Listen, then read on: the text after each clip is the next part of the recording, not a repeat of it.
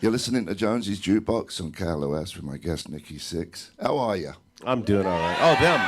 And you? And me, I'm doing good. You guys doing good? Oh, yeah. All right. We were going to do a bit, right? We was doing it kind of... Oh, we were going to do it. And we got it. interrupted by coming in on the air. Yeah. So, yeah, we were talking about those old, like, 60s, right? 60s Beat Generation movies. And then somebody would, like, a poet would say something like, the fox is feeling anxious. And then everybody would go... So you can't really... It's not making sense to people in radio land. They're like, these guys are drinking. Yeah. They're drinking their breakfast. Yeah. Yeah. Okay, so how are you? Well, let me finish. Oh, I'm sorry. God. Oh, yeah, the fox. Okay, that was it. That was pretty... And we thought we would do stadiums. So, how are you, buddy? I'm doing pretty good. Nice to see you. Thanks for coming in. Yeah, it's always good to see you. We've known each other a long time. Many moons. Just saw a picture you showed me. I'm going to try and see if I can show the people in the crowd if they could see it. I don't know if you can't see that, can you? Oh, yeah. When we were studs. Yeah. We decided to let that era go. Now we're just nuts and bolts. Nuts and bolts. What's that? Gone to seed. I always like my grandfather used to say that. You must be similar age to me. I'm 63. What are you? I'm 60. I just hit 60. Cialis yet? No Cialis for me. Huh? No Cialis for me yet. Cialis. You got Cialis? I don't do any of that. I don't need that, but I kind of want it like in a little. You know, they like wear like a little poison thing around the neck, and then they could eat the poison. I need like a little blue pill just in case. In emergency. I don't bother with all that stuff. I just don't have sex, so there's no need. There's no need. I don't know if that will work with my wife. Well, that's what. And she's pregnant. I don't know how that happened. Wow. Yeah, because I had a vasectomy and she got pregnant. You're kidding me. If it comes out singing a Sex Pistols song, I'm going to be so mad at you. Sue somebody. Yeah, everybody sues everybody now. That's crazy though. You had a vasectomy. Yeah. And you still made someone pregnant. Yeah, well, not someone, your missus. But basically, they had to, take it out of me. So that's fun. Get your balls cut into? Yeah, that's how I want to go out. What you mean? A vasectomy is when they basically clip the tube, right? Yeah, right. So like you can't get across the bridge. So they either rebuild the bridge. I'm trying to. Look at. They rebuild the bridge. So you can do it that way, or you can just go take it out. And then open the gates again. And they do the whole thing, and we put it in a Petri dish, and I got to decide if it was a boy or a girl. And it's a girl, and it's going to be good. And then by the time she's a teenager, I'll be on some like IV drip with like those VR things. I don't have to worry about it. Just go to my wallet, take a $2,000 bill out to go to a movie. That's how much it'll be by then. Yeah. Wow, man. You want to have a kid? Yeah, I have 4 kids. I love being a dad, and it was hard because of being gone so much, as you know. Yeah. Right. So for my oldest son's 28 years old. And for a lot of his career, I mean, I would take him on the road, but you know how much touring Motley Crue did? It was unbelievable around the world. So there would be times we'd be together, but a lot of stuff I missed. And I was looking forward to being present for this one, even though my kids turned out really good. Yeah. Another thing we was talking about, and we're going to play it in a little bit later, we co-wrote a song for my solo album, Fire and Gasoline. You wrote the lyrics to that, not that track, a track called We're Not Saints. We're Not Saints, which is true. And I want to whoop that on the crowd in a little bit. Yeah, that's good. That was good. That was fun.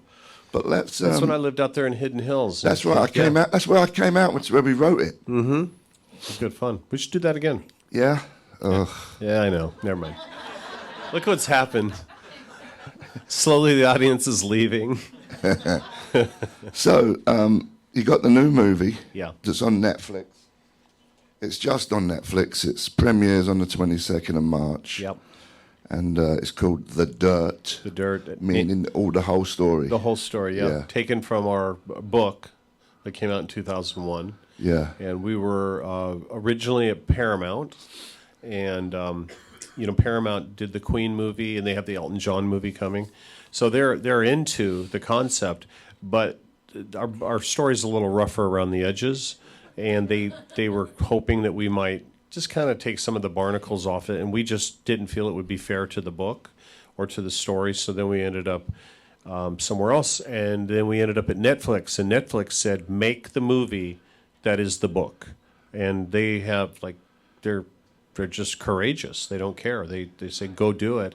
And I can't tell you what the opening scene is, but when you see it, you'll go, how did this movie get made? Kind of sets the bar very low. Is it filthy? It's so filthy. It's so bad. All the interviews, people are like, why did you put that in there? Why did you put that in there? Weren't you scared to put that in there? And we're like, it's our story, and it's also era specific. It's not like we're acting like that in 2019. So, Yeah. it's a long time ago. So Yeah. we left all the warts and all in it. Pardon the pun. No pun. Yes, a few Warts warts. and all. For a few warts, yeah. That's another interview. Walt Disney. Wart Disney. I like that. Oh, that's my new rooming name. Oh, yeah. You guys need to catch up with the Yeah, Beat you're very Generation. slow, man. Come on, wakey, Somebody get me a William Burroughs book, and I'll read from it. We can all do that. Should we play My Voice is Shot? Because I'm sick. You said you're sick too, though. I was lying when I told you I was sick. I was just trying to get some sympathy. I'm not going to give you sympathy if I'm sick. No way. I'm supposed to give you Yes. sympathy. Okay, I'm going to work on that. Sympathy for the devil. Should we play a song? Yeah. This is the world premiere. Oh, this is great. So I'll set it up a little bit Yeah. before we play it. We were in New Orleans. That's where we filmed most of the movie. And we were flying back, and I was flying with Tommy, and I was like, well, why, because we're not a band anymore. Officially, we don't tour. And I said, why don't let's write some music. And I didn't think we would ever do anything again together besides this movie. We'd kind of called it a day. And we got excited about it and talked to the other guys. And I had about 7, 8 songs I had been working on, not for Motley Crue. And I was working with John Five and a great singer-songwriter named Sahaj, and he's a producer as well. And we were just writing music. So I had these ideas, and Tommy said he had a bunch of ideas, and Mick Mars had some ideas, and we just started kind of putting them together.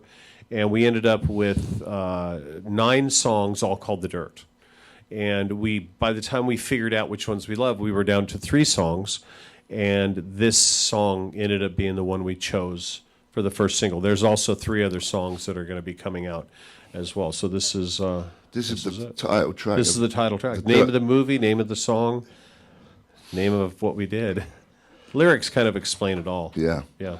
Jonesy's Jukebox, KLOS, with my guest Nikki Sixx of Motley Crue. And here's the world premiere. Dun dun dun dun dun dun dun dun dun dun dun dun dun dun dun dun dun dun dun.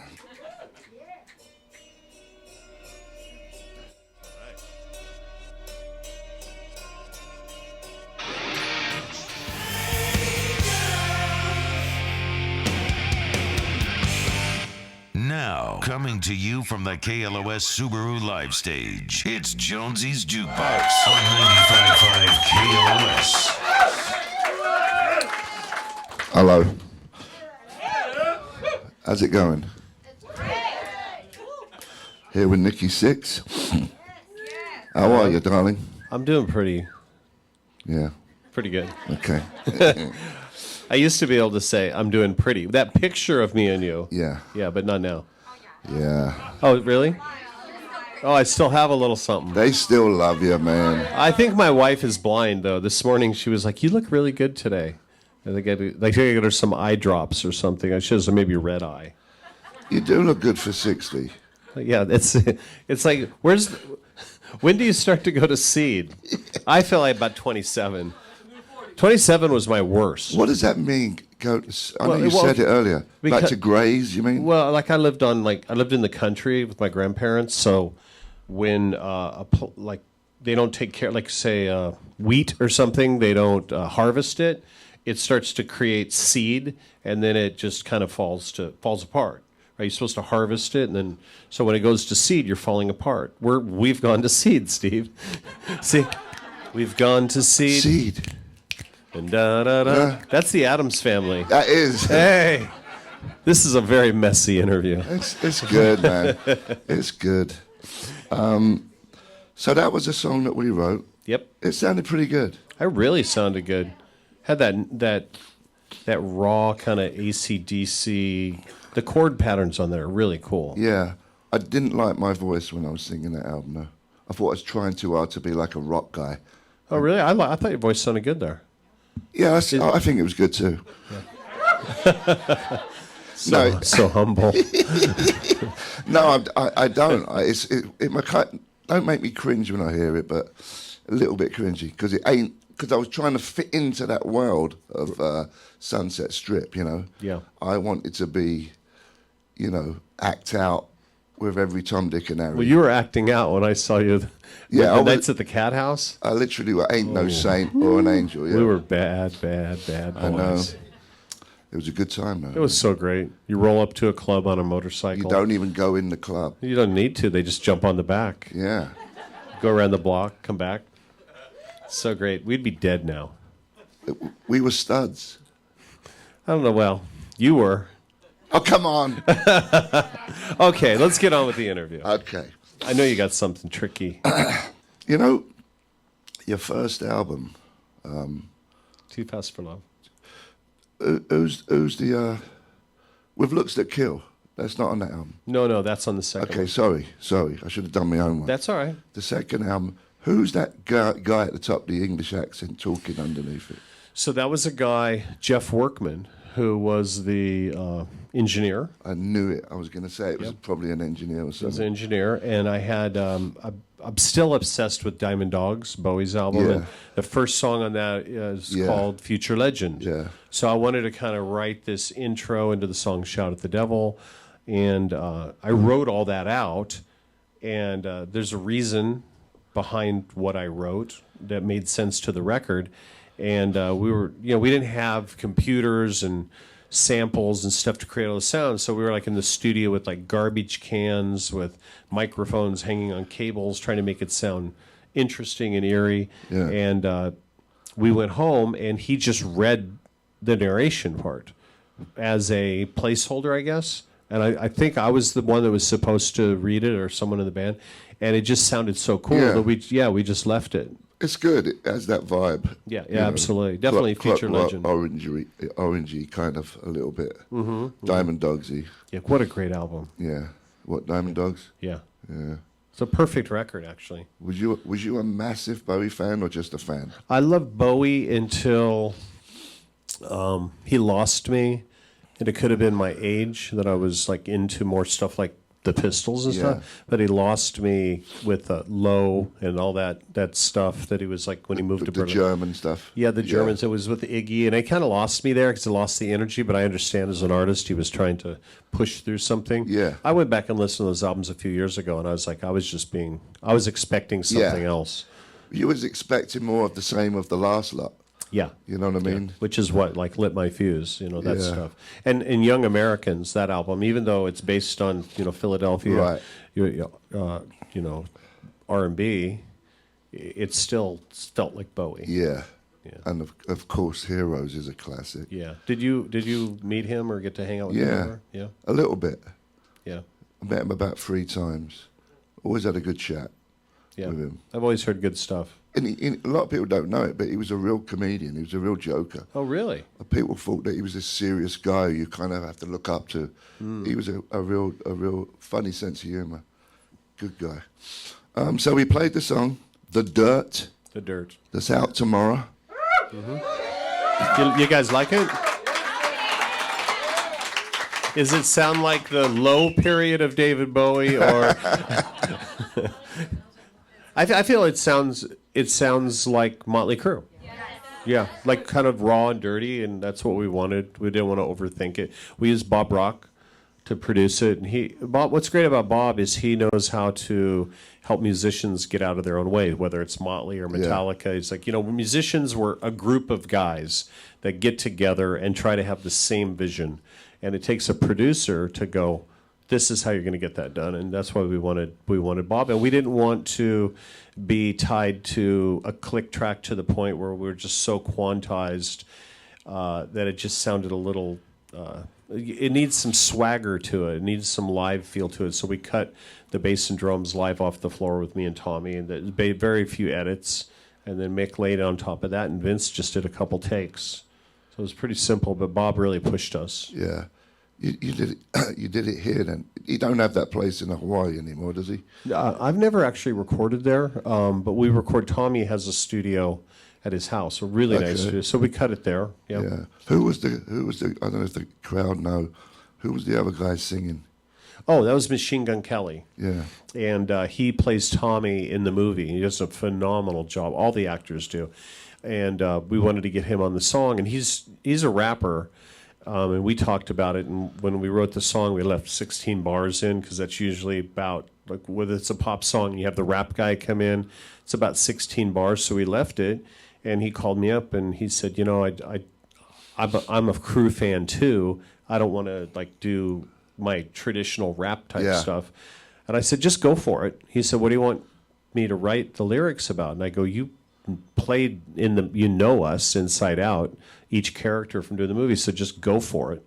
And he turned it into 32 bars, took a bunch of our parts and chopped them up, and just went for it. And it's kind of straight, and I think that's why I've heard so many rock fans like it. But when they first heard where he was a Machine Gun Kelly, my Twitter just lit up. It's like, okay, guys, just settle down. This is not our low period.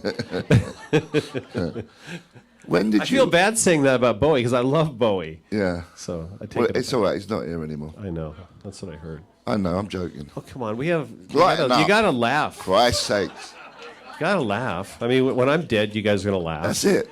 Death is all You part. remember when Nikki was there with that weird hat? Yeah. And he kept going like this. Yeah, the snapping thing, Tourette's.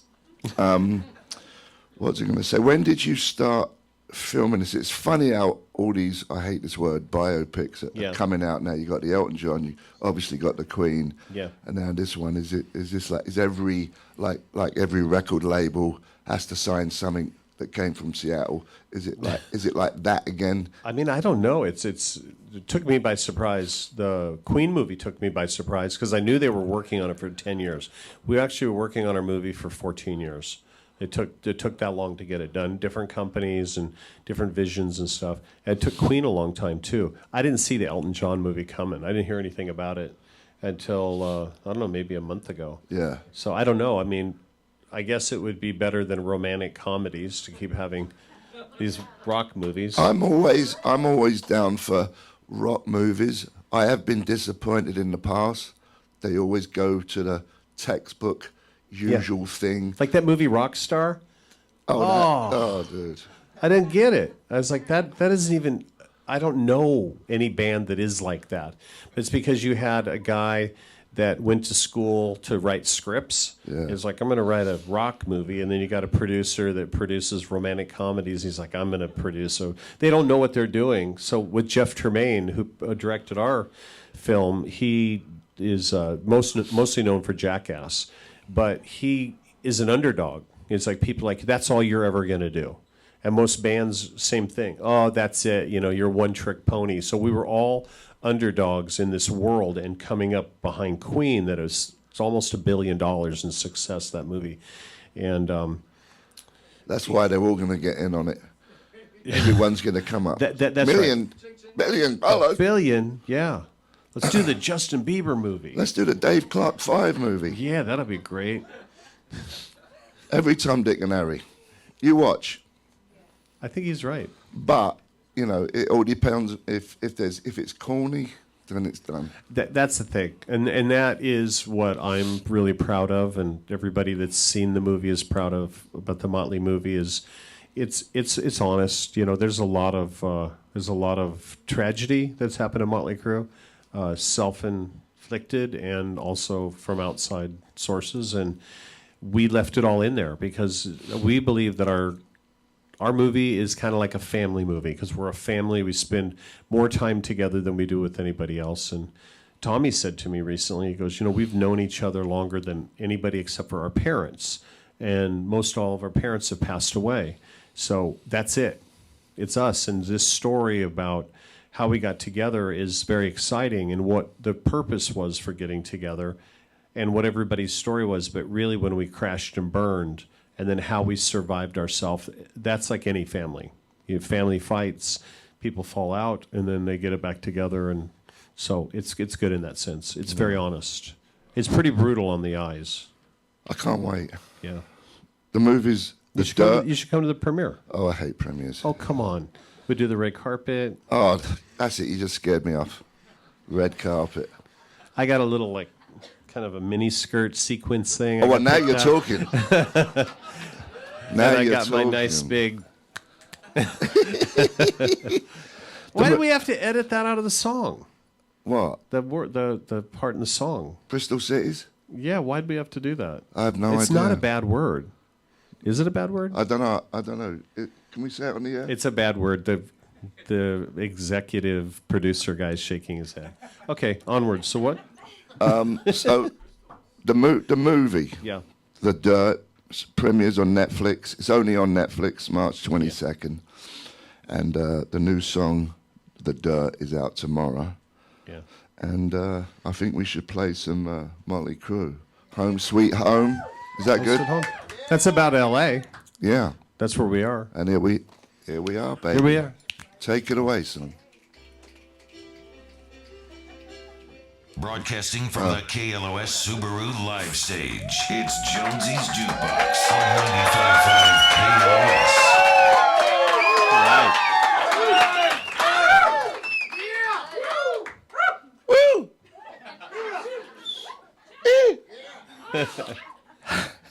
So, power ballad. Yeah, I said to you. It's weird, right? What does that mean?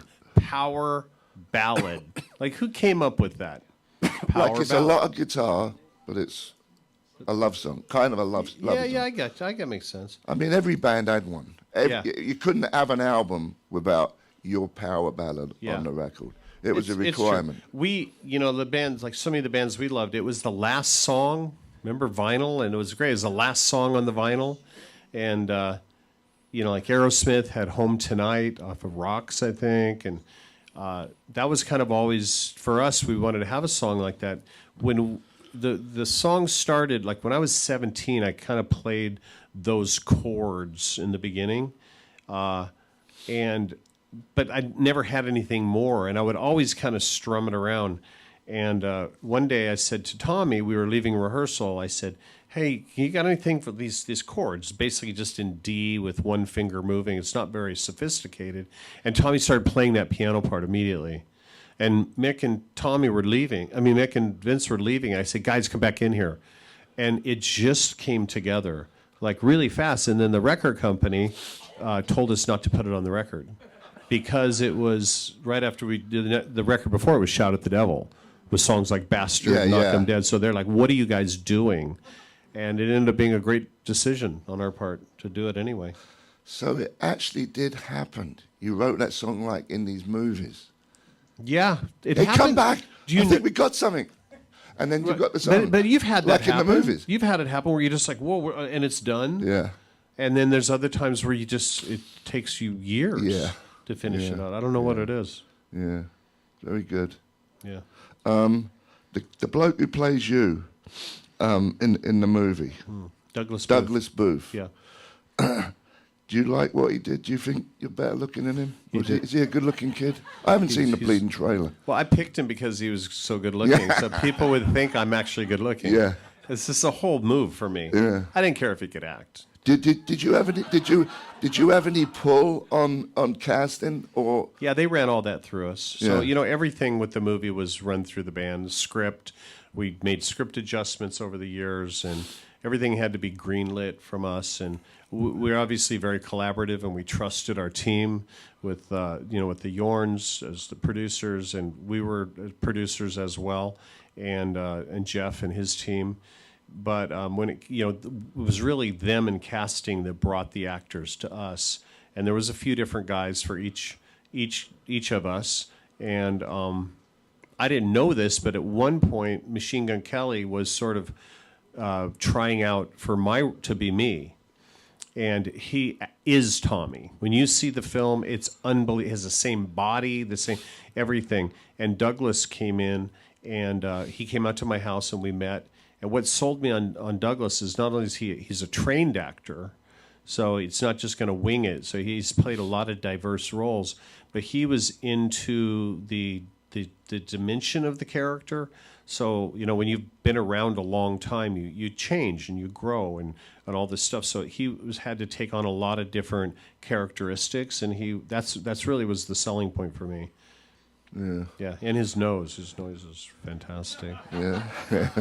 Sweet lips. When you Did I say that? Oh my God, I should never say that on air.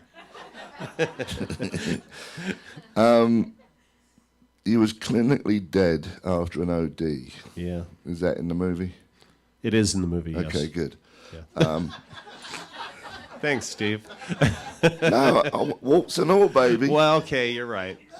But did you have an out-of-body experience?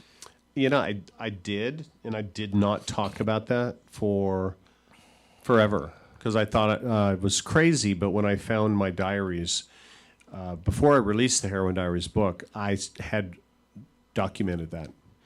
I thought I had, but I had written it down, and I did some research on it, and I saw things that couldn't be possible to see. But I still feel like I'm crazy when I tell you that. It's like if you said I saw a ghost, you're like, okay, Nick, you good? Well, that's mild. I saw a ghost. I mean, everyone says that, Yeah. even when they're alive, right? Right. Yeah. There's Yeah. I believe there's ghosts I and believe- aliens. I think there's you believe in aliens? Yeah. I do too. I think we'd be so narcissistic to think we're it. Here we are. We're it. There's no other form of energy there's nothing else happening Yeah. out there in the universe. It's just us. It's just us and Trump. I wonder. I'm not saying that's a good or a bad thing. So I wonder- I'm I not wonder- divisive. I wonder if there's like humans are ghosts. I wonder if there's dog ghosts. There has to be dog ghosts. You know what I mean? Yeah. Do you think that the ghosts there's an invisible wall and they're behind the wall? And then if you somehow do something you can see it gets thinner? How's that for a question? Well, this is for a fact. This is my own experience, and I'm sure other people will experience this. When you go into a house, and it's like, get me out of here. There's something going on in that house. There's you get that feeling that you just got to get out of there. That is, to me, is paranormal. Yeah. I don't think it's just a dead spirit that's still in there or something. It's something. But my thing is, why I asked you this question in the first place about, after you were dead, is I'm terrified of dying. You are. Why? Because I don't want to leave this place. That's would be my answer. I feel. Even though I hate most people, Yeah. It's understandable. I don't want to leave it, Wait, I hate most people. Not you, though. I love all you, though. We love you guys. No, but you do get to a place. When I was younger, I had a very kind of a crazy childhood, and I didn't really feel like I had anything to live for. I hadn't experienced unconditional love from parents. I had my grandparents that loved me, but something was off. And there was a time in my life where I didn't really care, and it led to this place that you're talking about. But then when you get your life together, you go, wow, this is really great, and you don't want to, check out before your time. And I think that's why we get sober. Yeah. Well, it is for me. For me. Yeah. Because I don't want to, yeah, I want it to keep going.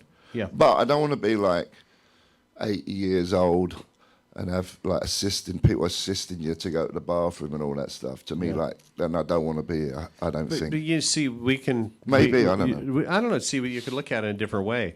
Like those virtual reality goggles. I told my wife, when I get that age, I get the virtual reality goggles with the hottest nurses and an IV drip, to help with the pain. And Cialis. He's the Cialis? You're 90 years old taking Cialis. Oh, come on, right? Now, if you got to go out, that's how you go out. I mean, you look like hell. You look like a crazy person, but you're having a good time. Amen. Our time's up talking about time. We're here with Nikki Sixx, Motley Crue.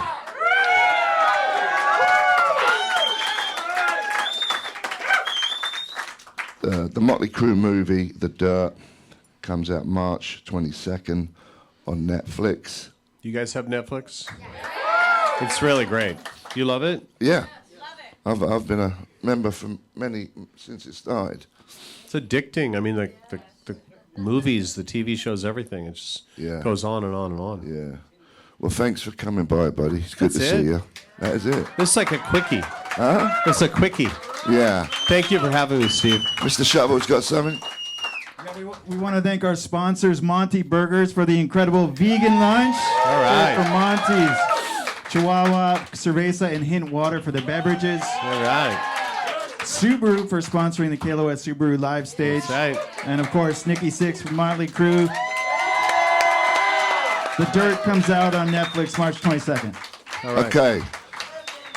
Do we have any? No one tomorrow, is there? No. I know what I'm doing tomorrow. I'm in bed tomorrow. People feel sorry for me. We'll see you tomorrow. Bye. See you guys.